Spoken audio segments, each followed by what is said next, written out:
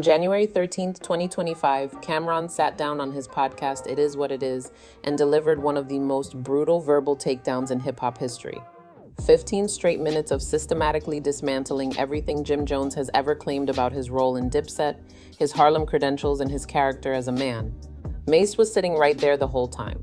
And what was he doing? Eating popcorn from a Regal Cinemas bucket like he was watching a movie unfold in front of him. What we're about to break down is the story of how a 15-year cycle of reunions and breakups finally exploded in the ugliest way possible. Accusations of betrayal flew in every direction, questions about where Jim Jones is really from surfaced, claims about people being sent to prison came out, a diss track dropped, a $10 million boxing challenge got issued, and two former brothers now say the brotherhood is completely over. Let's get into everything that happened. Understanding why Camron went this hard requires going back to December 2024, when he hosted 50 Cent on his YouTube show Talk with Flea. I don't know, Black. They both good, but they no good. They stay in the house. Them the house phones. That's the iPhone. That's a real iPhone 4. Cabo, what's up? What they talking about? I like the hat.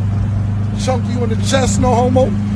During that conversation, they revisited a wound that had been festering for 17 years.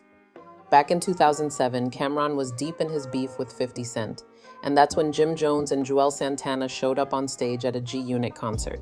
Cam called this moment a checkmate, because he saw it as the ultimate betrayal from his own team, the guys who were supposed to have his back.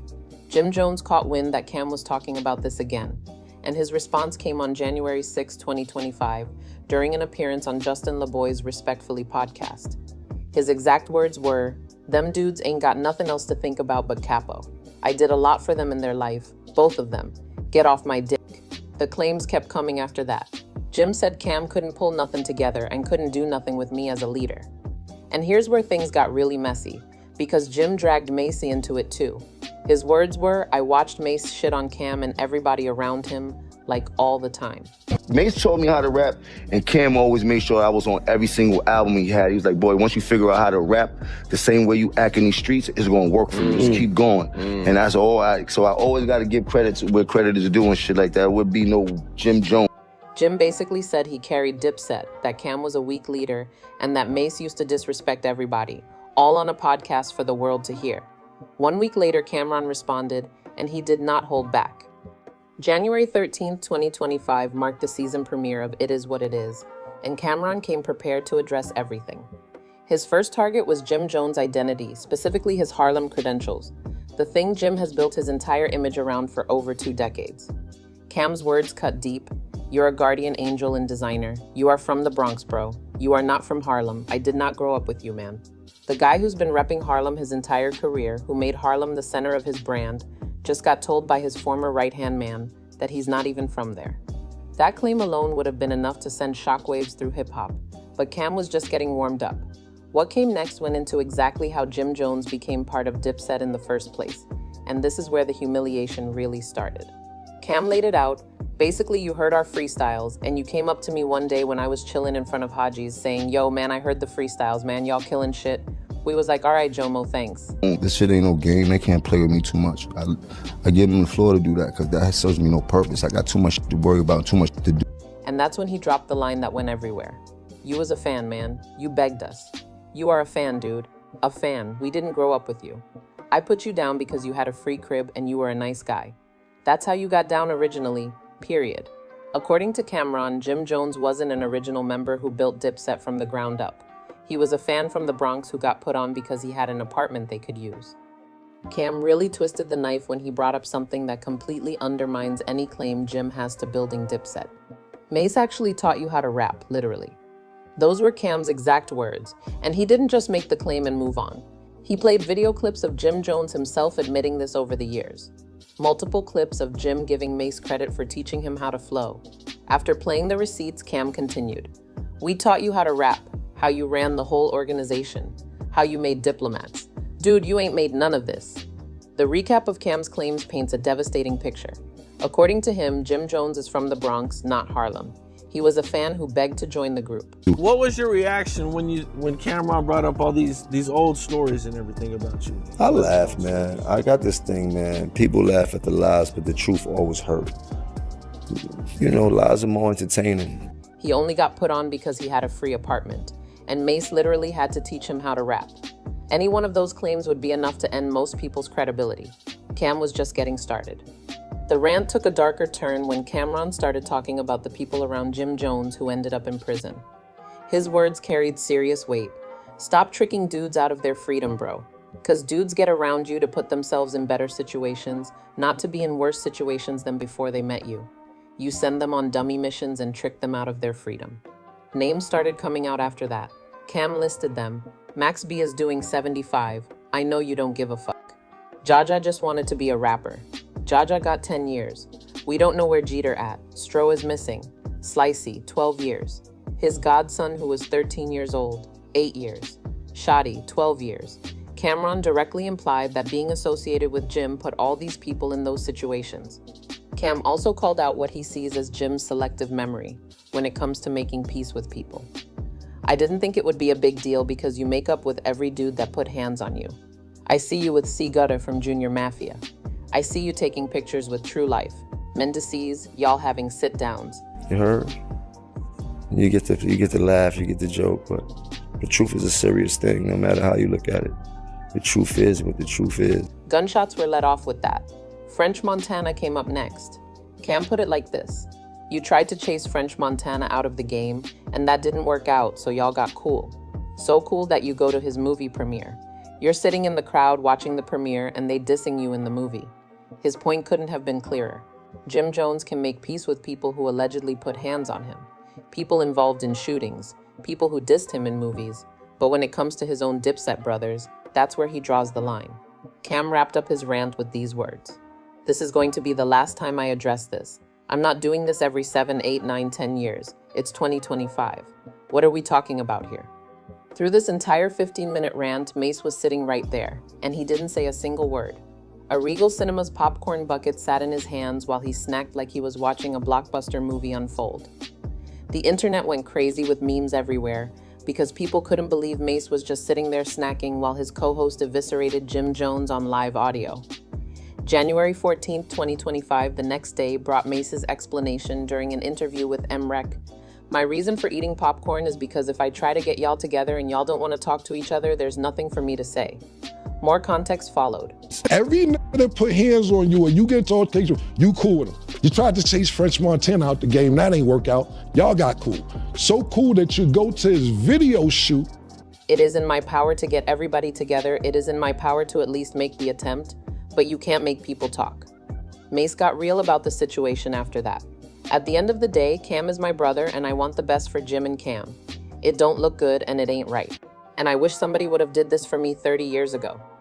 His position became clear as the frustrated peacemaker whose efforts had fallen on deaf ears.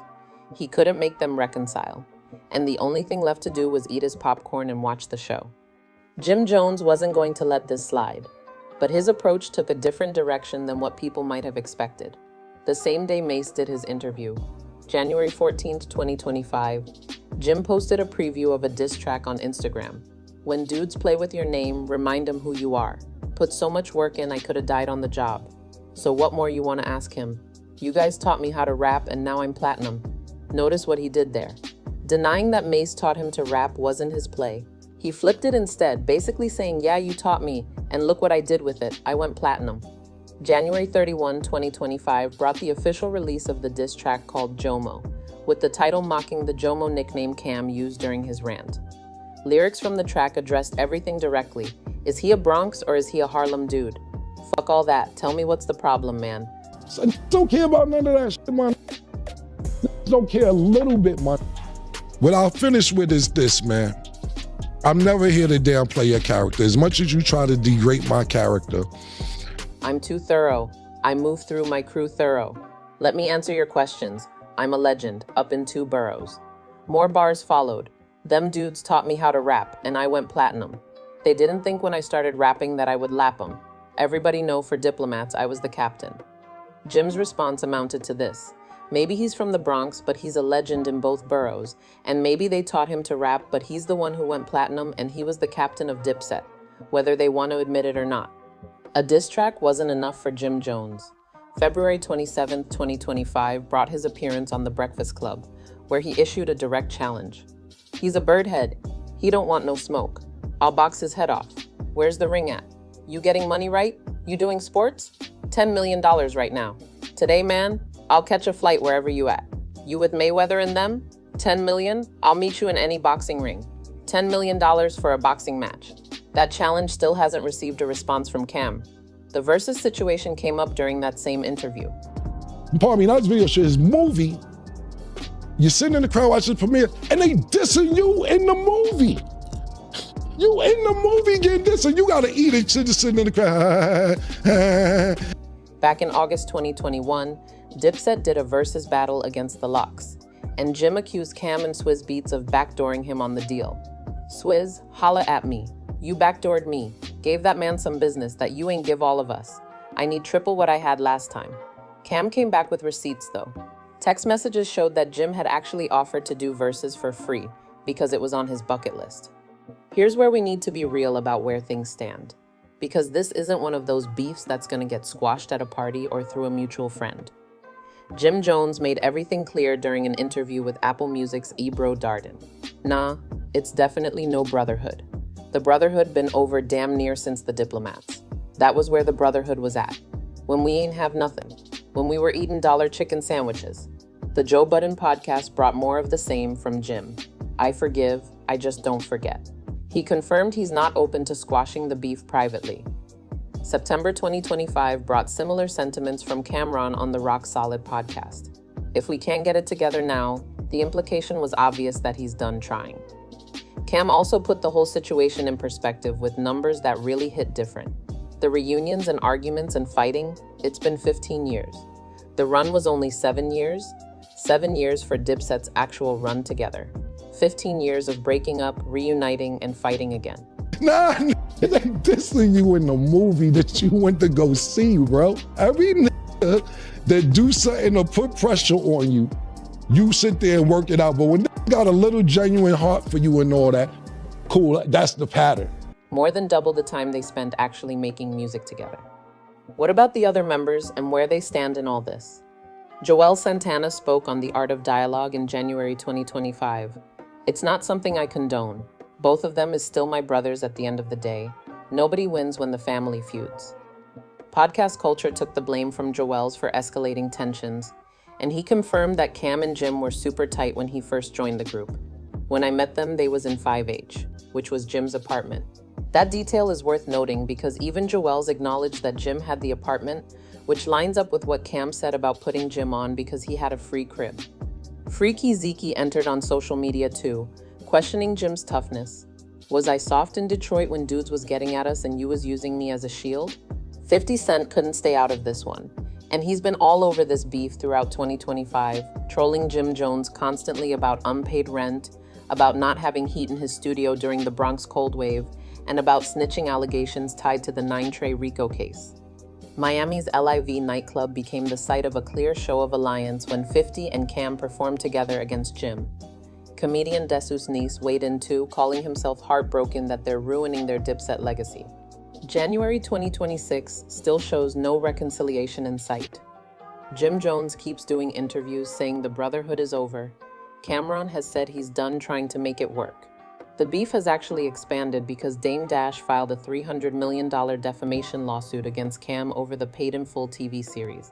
If they don't put hands on you, then you can keep going on and on and on. But the niggas who do this, you cool with, and then the niggas who try to handle it sophisticatedly, you keep going on and on like niggas give a f about all that shit, bro. That 50 Cent acquired with Cam as executive producer. Early 2026 brought Jim actually thanking Cam and 50 for the free promo, which suggests he views the whole conflict as good publicity at this point. One thing Jim keeps saying stands out though. I'm still Dipset. I never said I wasn't Dipset. I'm the one that been holding the bird up for all y'all to say you're still Dipset. Jim Jones still claims Dipset even though the other members don't seem to want him around anymore. What we witnessed in January 2025 was the final chapter of something that had been falling apart for a long time.